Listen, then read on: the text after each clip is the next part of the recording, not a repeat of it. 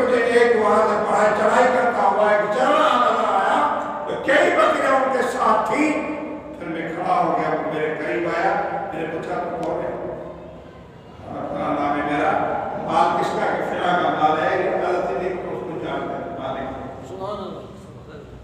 तो मैं इस मालिक को जानता हूँ, एक बकरी का दूध निकालते हो, उसने एक बकरी दूध के हवाले कर दी, आपने दूध निकाला, उसमें पानी मिक्स किया, थोड़ा ठंडा किया, ठंडा करके रख दिया, हुजूर उठेंगे तो पिला दूंगा, उनको इजाजत नहीं रहा। जब हुजूर उठे दूध पेश किया, क्या रफाकत है अल्लाह के नबी की हिम्मत हो रही। हम अपने पीर मुर्शिद की खिदमत करके कितना फख्र करते हैं, कितना सवाब समझते हैं, इबादत समझते हैं, और जब रसूलुल्लाह की खिदमत करता है सुभान अल्लाह मकामी, इसलिए अल्लाह ताला आपका दर्जा बुलंद कर दिया। दोस्तों फिलहाल फरमाते आगे चले, काफी देर गए, आगे चले तो देखा कि झोपड़ी खेमा लगा हुआ है, उसके दरवाजे में बड़ी शहंशाह खातून बैठी हुई है, बड़ी सजीदा औरत है, और उसने हमें देखा, हुजूर ने उनको देखा, हुजूर ने फरमाया कि आपके यहाँ गोश्त या दूध या खजूर है?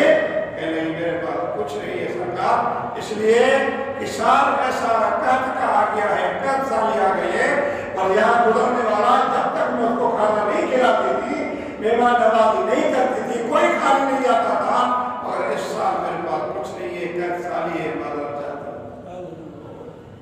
मैं आपकी खिदमत करता हूँ, को नहीं पहुंचा। हुजूर चले तो अंदर खेमे के अंदर बकरी हुजूर को नजर आई, बड़ी बड़ी बड़ी थी, ताकत थी, खड़ी भी नहीं हो सकती थी, उसमें ताकत नहीं थी। हुजूर ने उसको देख लिया, बीबी से कहा, खातून से, अंदर बकरी है, ये दूध नहीं देती? नहीं, वो तो मरी पड़ी हुई है, मुर्दा है, मुर्दा है, तो आप अगर मुझे इजाजत दे तो मैं उसका दूध निकाल। सरकार दूध तो है ही उसमें, और खड़ी नहीं होती, सरकार नहीं क्या मुझे इजाजत दे। उनका नाम तो मैं बाबा इजाजत दे, तो जब उसके पास गए, हाथ फिराया, खड़ी हो गई, हो गई, और क्या है, कौन सा बंदा है, मुर्दा थी, खड़ी नहीं हो सकती थी, फिर भी खड़ी हो गई। फिर आप उसके पुट पिष्ट पे हाथ रखा, फरमा अल्लाह मुबारक लहा फी शातिहा, मौला इस नवाब के घर और उस बकरी में बरकत डाल दे। बस आपका ये कहना था, बकरी मस्त हो गई और उसके थनों में दूध आ गया, हुजूर फरमा बर्तन लाओ, हुजूर दूध निकालते रहे, बर्तन भर गया, हुजूर ने औरत को पिलाया, सदी अकबर को पिलाया, आपने पिया, फिर फरमाया और बर्तन ले आओ, फिर हुजूर ने फिर निकालना शुरू कर दिया, उसके घर में जितने बर्तन थे सबको दूध से भर दिया। सुभान अल्लाह। औरत है, बड़ी बकरी थी, कुछ नहीं जाना,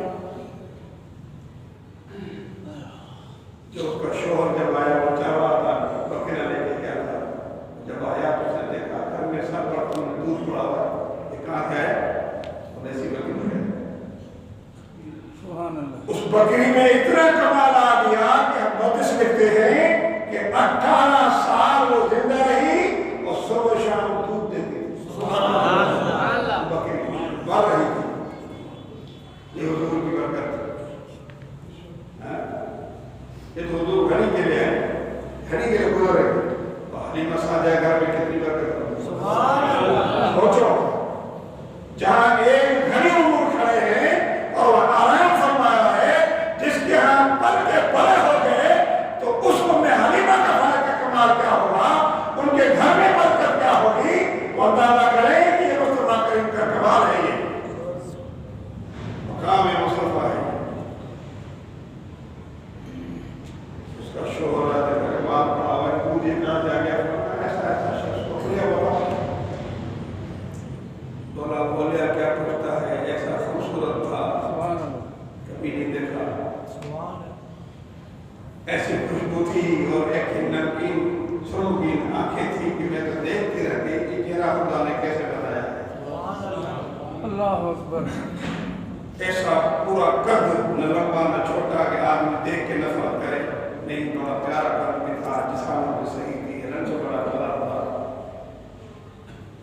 اور جب وہ بول رہے تھے تو موتیاں آپ کے چہرے میں نورانی دھاتی تھی، چہرہ چمک رہا تھا. اور خاموش رہے تو پھر اس میں بڑی موافقت تھی اور بڑا انداز دیتا تھا. حضور اس شخص میں کوئی عیب بھی اللہ نے نہیں رکھا تھا. ایسا شخص تھا، بس وہ آیا ہماری بکری پہ ہاتھ رکھا اور دودھ آ گیا. اس نے کہا کہ مجھے اللہ کی قسم یہ قریش کا سردار ہوگا جس ان کی وہ دورے تعریف ہے. یہ تم حلیہ بتا رہی ہو، یہ وہی قریش کا سردار ہے جن کی تعریف زبور اور توریت میں آئی ہے. نشاندہی اسی کی کر رہی ہو. اور انشاءاللہ میں ان کے جو تلاش میں ہوں وہ آج ہمارے گھر آ گئے، لہذا میں تلاش کر کے ان کے ہاں مسئلہ حاصل کروں گا، ان کے صحبت حاصل کروں گا. چنانچہ محدثین فرماتے ہیں کہ پھر وہ شخص اور وہ عورت مدینہ طیبہ میں گئی اور حضور علیہ السلام کو دیکھ کے کلمہ پڑھا، مسلمان ہوئے اور جنگل کی آبادی چھوڑ کے پھر مدینہ میں مشرف ہو گئے. دوستو آپ اندازہ کریں حضور کا اتنا مقام، اتنا روح. اللہ کے نبی محبوب خدا. ایک بار آپ اپنے گھر سے نکلے، باہر جب نکلے تو دیکھا تو ایک عورت آ رہی رو رہی ہے، بڑی زیادہ بتا رو رہی ہے. اس کو سر پہ تھیلا ہے آٹے کا، رو رہی ہے. حضور نے فرمایا کیوں رو رہی ہو؟ کہنے کی رو رہی ہوں کہ میرا جو مالک ہے وہ عیسائی ہے، مجھے آقا نے دیا تھا، میں بیمار بھی ہوں اور پھر لیٹ ہو گئی ہوں، مجھے مارے گا، اس لیے رو رہی ہوں. فرمایا یہ آٹا مجھے دو. حضور اٹھایا، آپ آئے میرے ساتھ. اس مالک کے پاس چلتے ہیں. حضور آگے آگے جانے لگے، پیچھے جو دیکھا بہت پیچھے تھی عورت. ہمیں جلدی کرا جب بولا سی بیمار نہیں چل نہیں سکتے، آپ آہستہ آتے چلیں. حضور فرمایا کوئی مسئلہ نہیں ہے، میری چادر پکڑو. جب اس نے حضور کی چادر پکڑی تو وہ تیز ہو گئی، چل نہیں سکتی تھی. حضور کی چادر میں اتنا بڑا معجزہ ہے. مصطفیٰ بات آسان معجزہ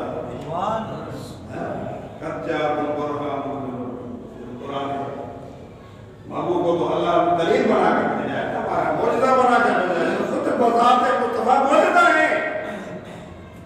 اور اس بیمار خاتون نے چل نہیں سکتی، آئین فرمایا کیوں نہیں چلتی؟ بہت بیمار ہوں، نتاب تیز چل رہے ہیں. حضور نے فرمایا جو چادر کا دامن پکڑو. آپ فرماتے ہیں جب وہ چلی تو پھر اتنی اسپیڈ میں جب حضور جا رہے ہیں ایسے تیز چل پڑے، اس میں طاقت آ گئی. جا کر مالک دروازے پہ کھڑے ہوئے، دستک دی. جیسے مالک نے دروازہ کھولا پہلے اس پہ روک پڑ گیا، بولنا بند ہو گیا. اس کا حضور کا روک تھا. حضور کو دیکھا، کافی دیر کے بعد اس کو عقل آئی. حضور سے حق کرتے ہوا کہا آپ یہاں کیسے آ گئے؟ کبھی آپ نہیں آئے؟ کہا میں اسی لیے آیا ہوں کہ یہ عورت رو رہی تھی اور آپ اس کو ماریں گے، میں اس کی ضمانت و وکالت کرنے آیا ہوں، اس کو کچھ نہیں کرنا. پھر وہ شخص اندر گیا، اندر سے واپس آ کر حضور سے سوال کیا کہ آپ رات معراج میں گئے تھے اور صبح آئے ہیں؟ تو رات معراج پہ گیا تھا، صبح آیا ہوں. اور اس نے کہا ٹھہرو. پورے اپنے محلے میں اعلان کر دیا کہ جلدی آؤ جلدی آؤ. وہ جو چیز نبی صلی اللہ علیہ وسلم نے بتائی تھی وہ شخصیت آ گئی ہے اور سبھی کے سبھی کلمہ پڑھ کے مسلمان ہو جاؤ. اب لوگ اکٹھے ہو گئے. فرمایا بھائی یہ جو آپ نے بتایا نا یہ ہمارے دین کے اندر لکھی ہے کہ ایسی شخصیت آئے گی، ایسا نبی آئے گا، ایسے مقام عظمت والا نبی آئے گا اور آپ کو معراج پہ جائے گا، خدمت کرے گا. یہ تو ہماری کتاب میں لکھی ہے. وہ تو نوکرانی تھی نا, لوڈی تھی. صبح اس کی خدمت کی, آپ نے آٹا اٹھایا. بتائیں مصطفیٰ کائنات کے مالک ہیں, زمین آسمان کے بادشاہ, شہنشاہ ہیں. اس عورت کا آٹا سر پہ اٹھایا اور آپ ان کو سارا لے کے آ رہے ہیں اس کو وکالت کرنے کے لیے. میں بتا رہا تھا کہ مصطفیٰ کا روب, حضور کا روب اتنا تھا, اچھے کھاتے حکومت بھی خاموش ہو جاتے تھے, حضور کے سامنے نہیں بول سکتے, اکا بکا ہو جاتے تھے.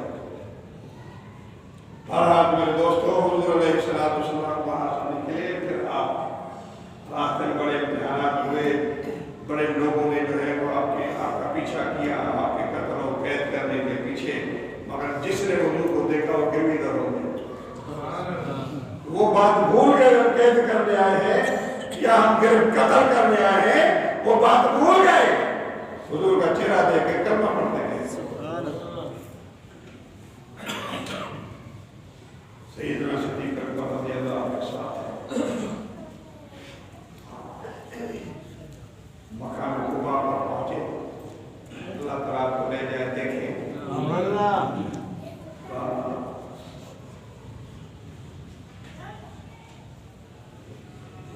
بڑا میدان تھا, وہاں کھجوریں لوگ خوشک کیا کرتے تھے, سکایا کرتے تھے. حضور وہاں کھڑا کر, کسی کلثوم نامی عورت کی زمین تھی, اس نے حضور علیہ السلام کو ایک حصہ دیا کہ مسجد قباء کو تعمیر فرمایا. حضور خود اینٹ اور بلال کو رکھ کے خود صحابہ کرام کو حضور ہمیں دے دے, ہم ہیں آپ کیوں اٹھا رہے ہیں, آپ تمہارا حضور آقا ہے, آپ تشریف رکھیں. بولا نہیں, یہ سب کا کام ہے. اور حضور علیہ السلام نے فرمایا جو تم چاہتے ہو میں بھی یہ چاہتا ہوں, تم بھی نیکی چاہتے ہو میں بھی نیکی چاہتا ہوں. امام بخاری اور مسلم کے نزدیک قباء میں امام بخاری نے فرمایا ہے کہ 10 دن اور امام مسلم نے فرمایا کہ 14 دن. دونوں سیاست تک ہے حدیثیں کتابیں ہیں, مگر 14 اور 10 میں تو کوئی موافقت ہے نہیں ہے. لہٰذا وہ برابر ہے, 14 کہیں 15 کہیں یا 10 کہیں. بہرحال اتنے دن مصطفیٰ کریم علیہ السلام قباء میں رکھ کر پھر آپ مدینہ سے 3 کلومیٹر جا کر فاصلہ ہوا.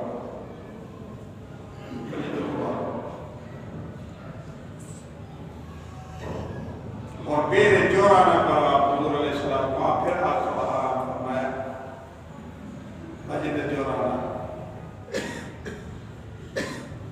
بہرحال مصطفیٰ کریم علیہ السلام وہیں سے نکلے. سیدنا ابن عباس رضی اللہ تعالیٰ عنہ فرماتے ہیں کہ مصطفیٰ کی ولادت بھی پیر کی ہے. مصطفیٰ کو جو نبوت کا تاج پہنایا گیا وہ پیر تھا. حضور علیہ السلام نے جو کعبہ کریم کے حجر اسود کا چشمہ کیا تھا وہ بھی پیر تھا. حضور علیہ السلام جو سفر پر نکلے تھے وہاں بھی پیر تھا. جب آپ داخل ہوئے تھے تو وہاں بھی پیر تھا. جو پیدا بھی پیر کو ہوئے, وفات کا بھی پیر ہے. یہ ہے سیدنا ابن عباس کی روایت. آپ نے یہ فیصلہ فرمایا اور یہ ساری کتابوں کے اندر, بڑی بڑی کتابوں کے اندر جو آپ نے کی ہے, حضور علیہ السلام کی بلا ولادت پیر ہے, حضور کی وفات پیر ہے, حضور کی ہجرت پیر ہے, اور حضور کا غار حرا سے نکلنا پیر ہے.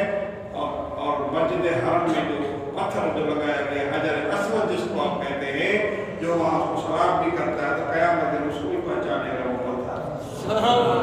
یہ بات قابل غور ہے. وہ شفاعت فرمائے گا. وہ پتھر جس کو نہ کان ہے نہ آنکھیں ہیں, مگر وہ بھی قیامت کے دن جو چومنے والے کو چھوڑے, جو بار بار دور سے سلام کرتا ہے, اس کو بھی قیامت دن پہنچا کے شفاعت فرمائے گا. مسلمانوں, اگر یہ پتھر جس سے مصطفیٰ کے ہاتھ لگے ہوئے ہوں وہ بھی پہچان سکتا ہے تو مصطفیٰ کو نہیں پہچان سکتے. عقل کے حدود سے کوئی پوچھے, ان عقل کے حدود سے کوئی پوچھے کہ جو زندگی پر مصطفیٰ میں درود و سلام پڑھتا رہتا ہے اور سلام پڑھتا رہتا ہے, درود پڑھتا رہتا ہے, تو پھر مصطفیٰ کو صحیح کیوں نہیں پہچانیں گے, اس کی شفاعت کیوں نہیں کریں گے. یہ منکرین شفاعت کا ایک تو سب سے بڑا اعتراض ہے. ہر بے روز اللہ اب کیا آگے, اب جو حضور نے فرمایا کہ مجھ پر زیادہ سے زیادہ جو درود پڑے گا مجھے قیامت کے دن سب سے زیادہ قریب ہوگا. ان حضور اس کو پہچانتے ہیں جو زیادہ سے زیادہ درود پڑھتا ہے. حضور فرمایا مجھے زیادہ قریب ہوگا. تو معلوم ہوا حضور کو یہ پتہ ہے کہ کون مجھ سے زیادہ درود و سلام پڑھتا ہے. میرے دوستو یہ بھی بات یاد رکھیں. کبھی دوسرے ذکر اذکار بھی کرو انا نہیں مگر نجات آپ کی درود و سلام سے. حضور راضی ہو گئے تو بس حضور کا قرب قیامت میں مل جائے. جہاں کوئی سایہ نہیں ہوگا حضور کے جھنڈے کا سایہ ہوگا, اللہ کے رحمت کا سایہ ہوگا. وہاں آپ کو جگہ ملے گی جو درود پڑھنے والے. یہ رٹ لگانا کہ نماز کے پیچھے کیوں پڑھتے ہو, آگے کیوں پڑھتے ہو, اٹھتے بیٹھتے کیوں پڑھتے ہو, گھومتے پھرتے کیوں پڑھتے ہو, پھر ہمیں مماثلت دکھاؤ چھوڑ دیں. تمہیں اعتراض ہے اذان کے پیچھے کیوں پڑھتے ہو, اذان کے آگے کیوں پڑھتے ہو, مماثلت مجھے دکھاؤ چھوڑ دیں. صرف حضور کے نفرت دل میں ڈالنا کہ تم ہر وقت درود و سلام پڑھتے رہتے ہو, اذان کے پیچھے بھی درود اور اذان کے آگے بھی درود پڑھتے ہو. امام شامی کو پڑھے فتاوی شامی کو, وہ تو فرماتے ہیں خط لکھو تو درود پڑھو, پانی میں تو درود پڑھو, کھانا کھاؤ تو درود پڑھو, کسی نے گفتگو کرو تو درود پڑھو, دعائے قنوت پڑھو تو درود پڑھو. انہیں تو 17 باتیں لکھی ہیں کہ جگہ جگہ پہنچے درود پڑھو. تم اذان کے پیچھے خدا بتا رہے ہو, اذان کے آگے نقش کر رہے ہو. حضور کے درود سلام کی گزر کے اذکار کی حد ہے کیا, یہاں پہ ٹائم ٹیبل ہے کہ مجھے بتاؤ. کسی سے پوچھو یار, آپ کے بہت یاد لوگ ہوں گے, پوچھو کوئی درود و سلام کی حد ہے. یہ ایسا عمل ہے انسان کو چھوڑے, فکر کو چھوڑے, یہ رب خود پڑھ رہا ہے. اللہ کا وظیفہ ہے یہ درود و سلام پڑھنا, فکر کا وظیفہ ہے, اور اپنا وظیفہ میرے رب نے ہم کے ہمیں عطا فرمایا. بابو کا مقام ہے. تو میرے دوستو حضور علیہ السلام جب قبا سے نکلے تو حضور علیہ السلام کی آمد کا پہلے ہی ان کو مدینے والوں کو بتایا گیا حضور آ رہے ہیں. کوئی درختوں پہ چڑھ گیا, کوئی چھتوں پہ بیٹھ گیا, کوئی زمین پہ انتظار کر رہا, یہاں تک یہ انگلی پہ کھڑے ہو کر دیکھ رہے ہیں, محبت دیکھ رہے. اتنا حضور کا انتظار ہو رہا جب حضور آ رہے ہیں, جا رسول اللہ, جا نبی اللہ, یہ ذکر ہو رہا ہے, یہ نعرے ہو رہے ہیں. دوستو حضرت سیدنا صدیق اکبر رضی اللہ تعالیٰ عنہ فرماتے ہیں کہ لوگ تو پہچان نہیں رہے تھے نا, حضور کو میں نے بٹھا دیا کہ میں اپنی چادر حضور کو سورج کے لیے سامنے کر دی تاکہ سمجھیں کہ وہ کر کہ آپ کا یہ دیکھیں نا فراست دیکھیں. لوگ تو صدیق اکبر کو سمجھ رہے تھے یہ مصطفیٰ ہے, مگر نہیں, صدیق اکبر نے اسے پہچان کرا دی, حضور کو بٹھا دیا اپنی جگہ پر نیچے, اور پھر آپ وہاں چادر لے کے کھڑے ہو گئے حضور کی خدمت کے لیے تاکہ لوگ جان جائیں کہ یہ نوکر ہے, غلام آقا یہ ہے. تو کچھ حضور سے پوچھ رہے تھے آقا یہ میں تو حضور کا بولا نوکر.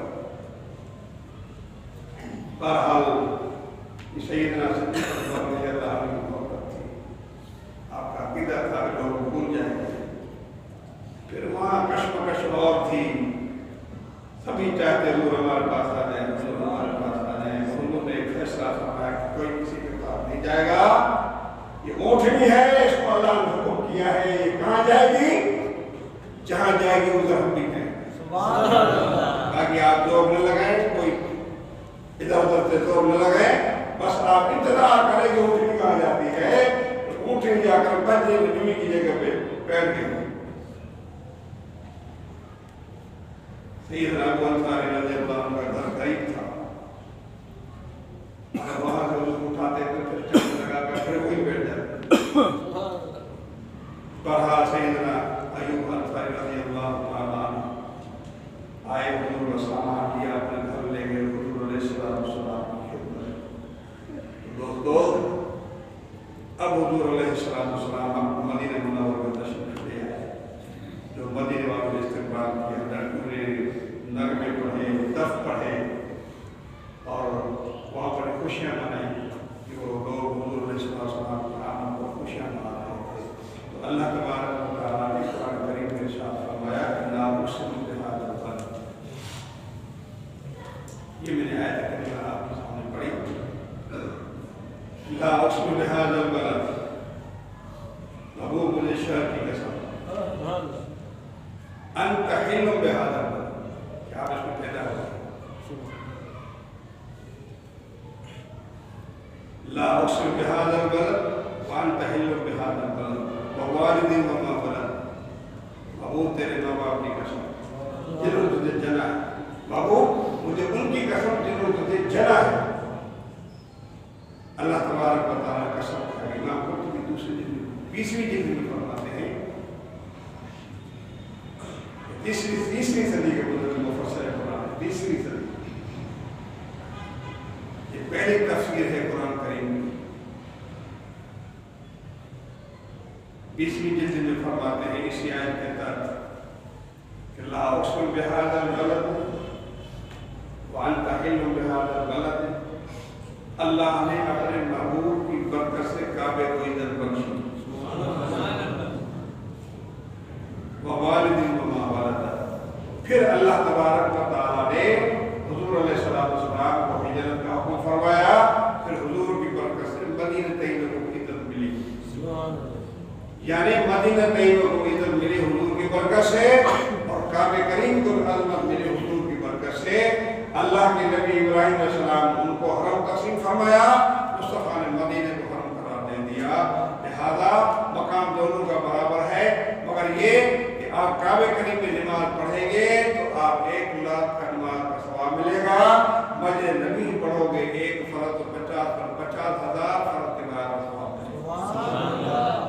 مگر آداب اور احترام میں شرعاً اور قانوناً جو حرم شریف حرم کعبے کا احترام ہے وہی حرم مصطفیٰ کا احترام ہے، کوئی فرق نہیں ہے. لہذا اللہ تبارک و تعالیٰ سے دعا ہے کہ اللہ تعالیٰ ہمیں آپ کو سب کو مدینہ شہنشاہ صلی اللہ علیہ وسلم کی تعظیم اور آپ کی عظمت اور آپ کے صحابہ کرام رضوان اللہ علیہ وسلم ایک نہیں سارے صحابہ کی تعظیم کی نوبت بروز